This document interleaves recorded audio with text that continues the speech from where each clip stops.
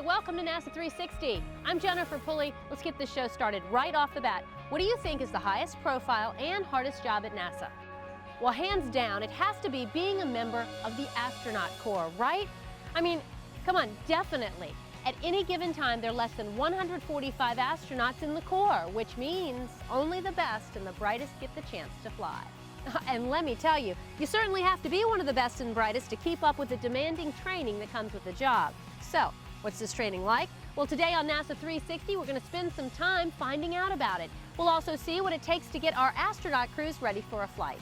Johnny Alonso flew down to JSC in Houston to check it out. Hey, how's it going? I'm Johnny Alonso. Today I'm at the NASA Johnson Space Center here in Houston, Texas. Now, if you know anything about NASA, then you pretty much know that some of the most important testing at NASA happens here. Some of the coolest training facilities in the world are located right here. So today, let's talk about some of the facilities and some of the people that train here, all right? Let's go. But first, let's think about this. Even though we all know that astronauts are some of the smartest and best trained people around, we only measure their success when they're in space and tend to overlook their training years. But let me tell you something. Astronauts train for years, way before they ever get into space. Why? Well, the answer's pretty obvious. If you add up all the costs of getting a craft into space and everything else that goes along with it, guys, that adds up to a lot of coin. And money's only a small consideration compared to NASA's #1 concern, crew safety. So yeah, we definitely want the best people in the world in charge of our spacecraft. So how do they do it? You know, train for space missions. Well, astronauts can't learn on the job, right? They gotta learn everything backwards and forwards before they get into space.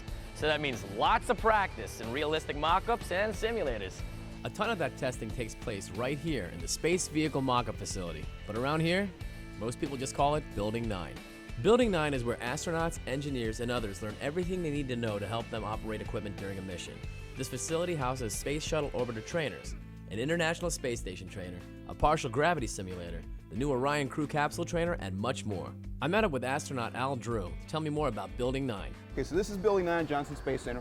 Right. These are we have 1-to-1 scale mock-ups of everything we have flying in space. Okay. It looks like an oversized, child's playpen. With these things like toys strewn every which way. Right. You've got the robotics training down at this end of the building.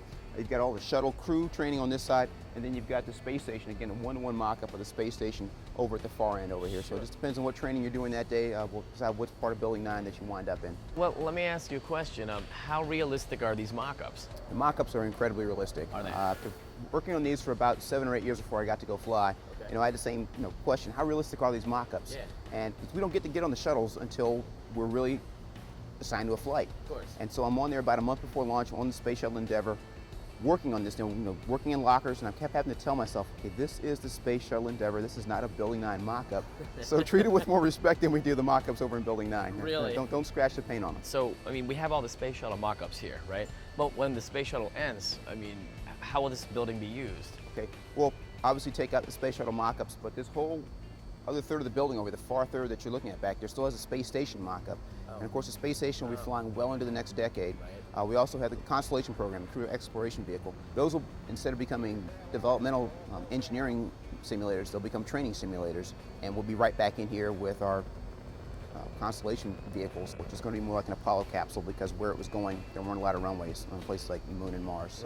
So we can come down on jets or just under parachute back here to Earth. And the whole thing is to have a dress rehearsal to get ourselves smart about being on another heavenly body again, because think about it, it's been 72 was the last time we had any person leave any boot prints on the moon. It's going to take decades to get there, so our first step is to go to the space station with this new capsule. Once that's done, we'll eventually push off and go to the moon, explore the moon, and hopefully stay there. It's like we do with the space station. We'll have continuous presence on the moon, like we've had a continuous presence in space since 2000.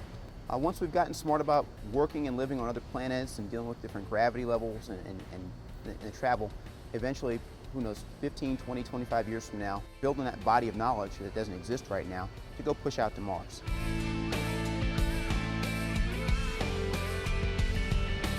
We're walking up into is the upper deck of the space shuttle.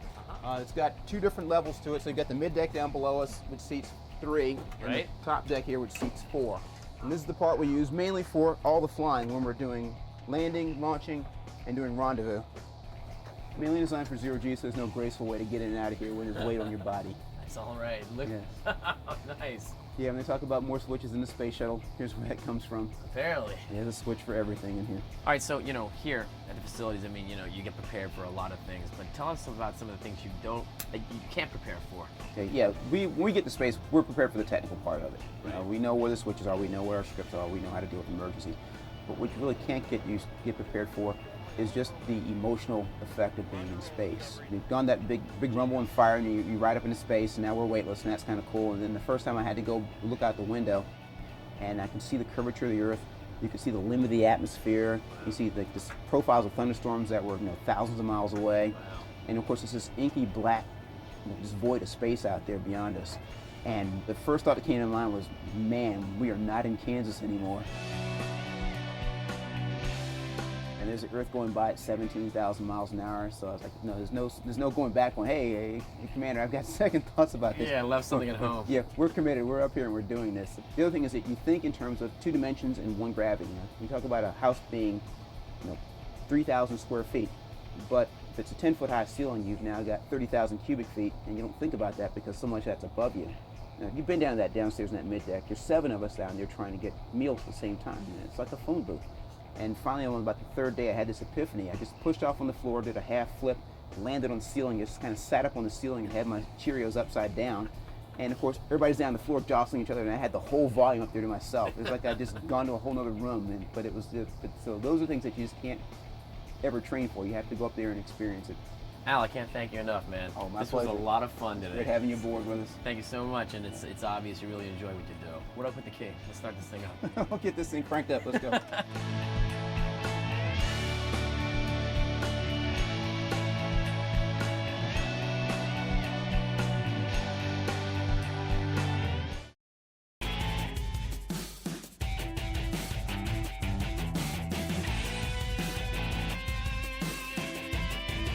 All right, so Johnny just spoke with astronaut Al Drew about some of the training that goes on in Building 9 at JSC. Yeah, but what about all the other training that goes on down there? Well, here's Johnny again to talk with Building 9 Facility Manager Tim Reynolds to get a little more in-depth information. Tim, thanks so much for your time today. Yeah, no problem. Awesome. So, Glad to have you here. Thank you. Tell us a little bit about the mock-ups. Well, this is the space station mock-up and training facility, and we have the entire space station built inside of our building where we train the crews. Okay. And we don't really care much about the outside because we're concerned with the inside. I'm sure you guys have seen our big swimming pool. That's where we do the spacewalks on the exterior. Yes. Okay, well, all we care about here is intervehicular training. So we have the Russian segment over here, which are these large white cylinders that you see. Back behind me is where the U.S. portion of the station starts with Node 1 or Unity, the airlock where we do our spacewalks, the U.S. lab, and now on the far end we've added the international partners modules from the European Space Agency and Japan. So as far as the modules, the station's pretty much finished now, and all we're doing now is re-equipping the inside and all the new portions of it with all the equipment and the racks and stuff that they'll use for the next, hopefully 8 to 10 years of exploration in space, and got to keep them trained. And are astronauts training in these right now? yes, absolutely. Every day we do between 12 and 22 training classes a day in the whole facility with shuttle and station. Really? Yes. Full-time active. We stay busy. Let's take a look around. Sure. Awesome. Tim, this is wild. Where are we? We're in the Russian service module. Yeah. This is at the very aft end of the space station. Okay. This is, we really couldn't live on the station until we got this module up. Okay. Because it has, as you see down here, the guidance and navigation computers. These are called SSCs, or space station computers, and these are the command and control computers for the entire space station. So all of your caution and warning, alarms, environmental systems all can be controlled from here. Okay. And these are of course tied to the ground at all times. Right. So, we're always in communication with the ground. And this is the main computer center of the space station. Really? The space station does not have a central computing facility. It's all in with laptops. Check it out. Really? Yep. Back over here, this is the caution and warning panel. This is going to tell you if you have any leaks, any fires, anything going wrong that you have to address. Of course, we have the same thing in the shuttle, same thing in the U.S. segment. What do we got over here, man? Back up this way, we've got, well, of course, if you look and see these holes down in the floor, are these red circles that are shown here. Yeah. These are actually windows. When the space station is about to be approached by the shuttle, it stops. and the shuttle will do a pirouette maneuver and rotate 360 degrees. Okay. Well, this is where the two astronaut and cosmonaut Oh. are shooting high-res digital photos of the bottom and top of the orbiter so we can send that down for analysis. Oh, For the cool. check all the tile. And then back up this way, this is kind of like the living quarters and the kitchen. Your water dispensers and everything are up here. This is a basic table. We don't have it really decorated out because we don't serve meals in here. Sure. But this actually folds out. It has slots for food cans, Velcro everywhere. Nice. So you can stick your utensils. And it's a nice place for the crew to gather and actually get together at the end of the day and have a meal. Last but not least is Yeah. the sleeping quarters. There's 2 sleeping quarters in the service module. This would be one. You'd have a sleeping bag behind you on the wall here.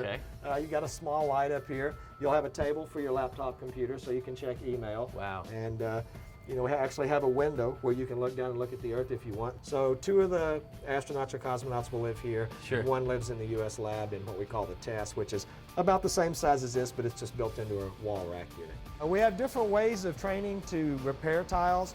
We have metal covers that we can actually put over damaged tiles and screw down. Oh, You can neat. see the pattern here. Right? If we have severe damage like you see in these really deeply cratered tiles, Yes. we have now an ablative called STA54 that we created here at NASA, and we basically go out and fill this. We have Wow. 2 ways to fill it. We have little caulking guns if it's a small damaged part, and we have a big gun if it's a big part. Sure. That we have to fill. This will burn about halfway off during re-entry, but it still gives us the thermal protection to keep the orbiter Right, safe. enough to keep it going. And then we have to also look at the problem as, you know, say you have a small gouge in a tile. Okay. Okay, first thing our people have to do is analyze where it is, what's underneath it, and in a worst case scenario, can this damage the orbiter? Because to put a crew member in a suit, go out and do a spacewalk, and sometimes even go underneath the space shuttle, where we can't even see them, could be very dangerous for the crew member, for starters. Number 2, if we miss and we bump them into the shuttle, we could do more damage than we had to begin with. So that has to be taken into consideration. Yeah. You know, what is the benefit if we just leave it alone? Would you get damage like this? Oh, we get damage like this on almost every flight. Little pieces of ice, pieces of foam fall off, strike the orbiter as it's going into ascent. And really the first 2 minutes are what's really important because the air is so thick it can move little pieces of foam or debris at a high rate of speed. Once you get past about 2 minutes, the air is so thin, even if something flakes off, it's just going to kind of bounce off the tile. So what are you showing us next? Well, this is our 1G trainer of the Orion capsule, Okay. and this is going to be the replacement for the shuttle. I don't want to call it a replacement for the shuttle. It's going to follow after the shuttle. All right. This will be our replacement vehicle to go to the space station, hopefully go back to the moon, and then maybe someday go to Mars. We have several seat configurations for this. We have a 4-person, which would be to go back and forth to the moon, and we have a 6-person configuration to go back and forth to space station. Now this will launch on top of a rocket, and you're only going to be in this for a couple of days, you know, 2 days to the space station, 2 or 3 days to the moon, then down to the surface. Right. So it doesn't have to be that big, and it doesn't need that huge cargo bay that the shuttle has, because we're not hauling space station up. We don't have the seats in because right now we've been looking at where to store everything. And when the seats are in, you can't really get to anything under the floor. So once you get in space, you fold those seats up and you have access to the storage compartments. If we step over here, well, I'll show you what's called the aft bay trainer. Okay. And this will show you where we have basically the outer pressurized segment, which is out here. Right. And then the inner pressurized segment. So now we are inside of the Orion capsule without the floor and without the outer walls. Oh. So this is your floor level now. Okay. So you got the seats out and you're in space. Well, here you've got a lot of your avionics and controls, life support systems that stay here all the time. Here it is right there. But you have to store harnesses, bags and bags of food, you know, for days, for 6 crew members. And this allows us to get in here and figure out where we're going to put all these bags, all this stuff In there. but it doesn't make us have to tear the seats out every time. So we can Right. do our storage configurations here in just a, you know, plywood and aluminum mock-up Sure. that works perfect, you know, that was built for us, instead of having to tear that apart when we want to get that ready to do a suited evaluation with astronauts. Tim, thanks so much for your time. Hey, great to have This you. was a lot of fun. Always welcome here at JSC.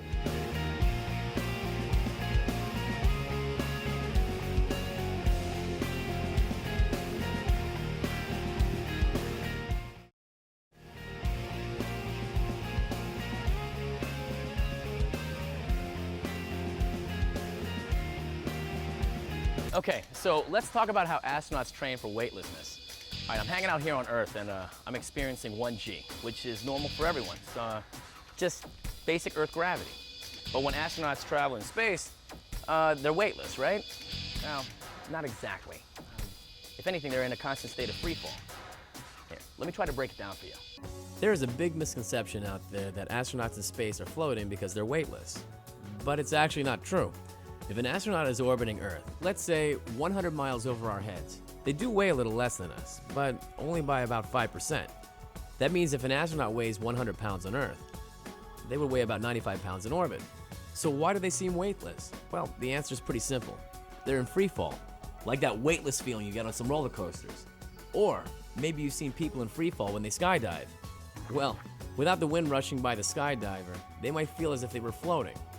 Well, astronauts are basically doing the same thing as the skydivers, but instead of falling toward the ground, they're actually falling around the Earth in a constant state of free fall. Because astronauts are so high up and are traveling at over 17,000 miles per hour, they seem weightless, or like they're floating while falling toward the Earth. So that's the basic idea. But how do astronauts get that type of feeling back here on Earth? Well, there's no magic machine that can get them that exact feeling, but one way of doing it is through the Reduced Gravity Research Program flight. What's that?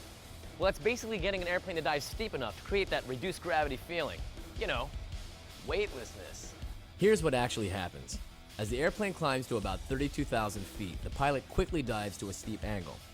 As the plane falls, it produces about 25 seconds of weightlessness. Every object and person not strapped down will float around the cabin. Then the plane levels off and climbs back to a higher altitude. Then it falls again for 25 seconds. A typical flight will generate 20 or 25 minutes of weightlessness chopped up into little 25-second segments. If you're careful and do a lot of planning, you can get tons of stuff completed in these little 25-second segments. You may have seen this in the movie Apollo 13. A lot of the weightless scenes look real in that movie because they were. The movie studio built a complete model of the Apollo 13 spacecraft and placed it inside the Reduced Gravity Research Program airplane. They filmed the weightless scenes 25 seconds at a time. And by the way, this plane has a nickname. It's called the Vomit Comet because so many people hurled during the repeated up and down motion of the jet. Man, we just had lunch. I am not getting on that thing. Look, other than climbing on board an airplane to get reduced gravity training, there is another cool way to train. Would you believe at the bottom of a huge swimming pool? Yeah, astronauts train at the world's largest indoor swimming pool called the Neutral Buoyancy Laboratories here at JSC. Now, I'm not joking when I say huge. I mean, this tank holds 6.2 million gallons of water. It's 200 feet long and 40 feet deep. Astronauts train for spacewalks on full-size replicas of space station modules and can spend about 10 hours underwater for every hour they spend walking in space. Let's check it out.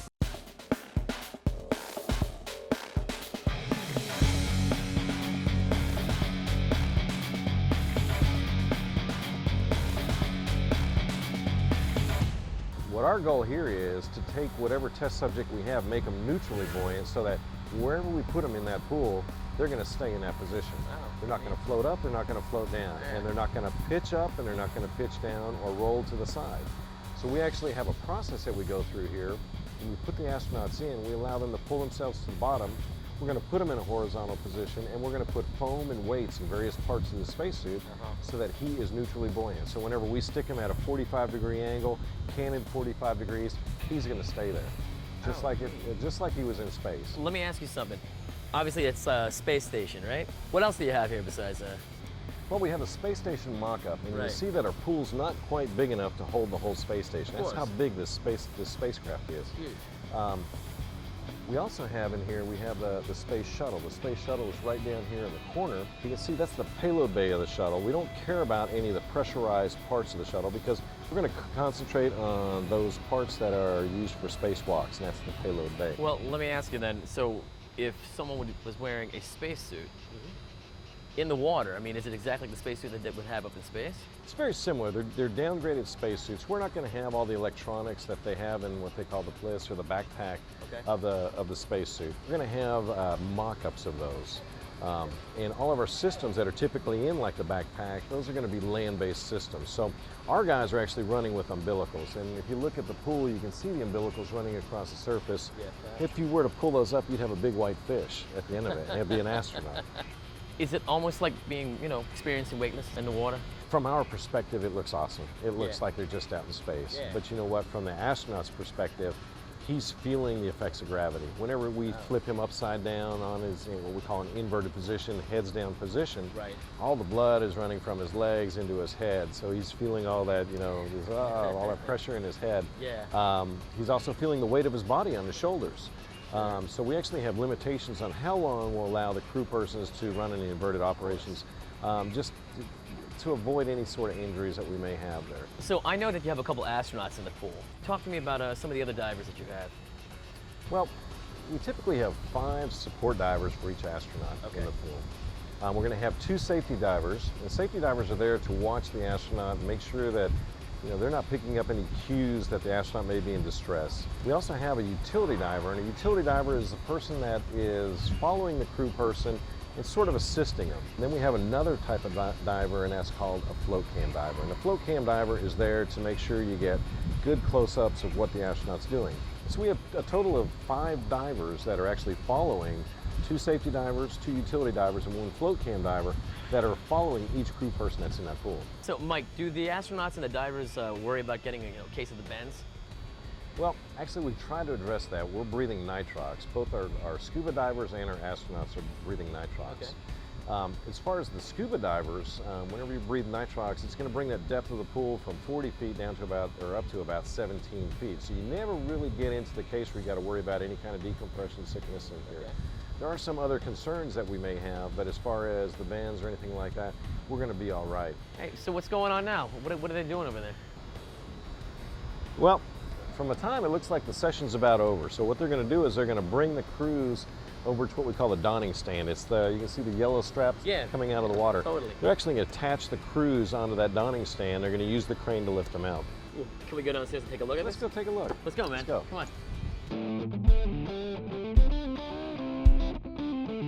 Right now what they're doing is pulling the crew out of the water. Okay. You'll notice the crew's actually attached to the structure so that they don't fall off. They're actually latched on, and then we have a safety strap also on there. Oh yeah, I can see that. I can see it. So as they get them up above the height of the deck, they're going to swing them in over the deck. They'll lower that stand down on the deck. So right now they're taking all the peripheral stuff out. There's a mini cam they took off and taking the tools off. Right. Trying to offload that suit. Yeah, this must be the rough part for the astronaut. Is like, get me out of this thing. I've been in here for 6 hours, Mike, this was wild, man. Thank you so much for the great tour of the NBL. Hey, it was our pleasure. All right, man. Come on back out and visit us. We most definitely will. So as you can see, there certainly is a lot each astronaut has to learn before they're ready to fly. Well, what about you? Are you up for the task? NASA's always looking for qualified applicants. That's it for this episode. For Johnny Alonso, I'm Jennifer Pulley. I'll catch you next time on NASA 360.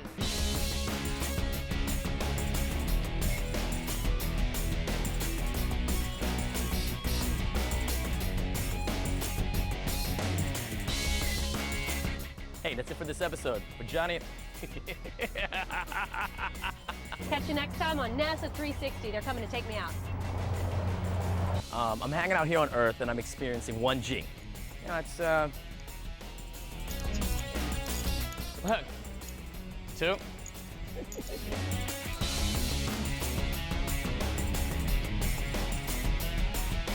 So Mike, tell me, there's a lot going on here. What's going on in this pool? I've already told you twice what's going on.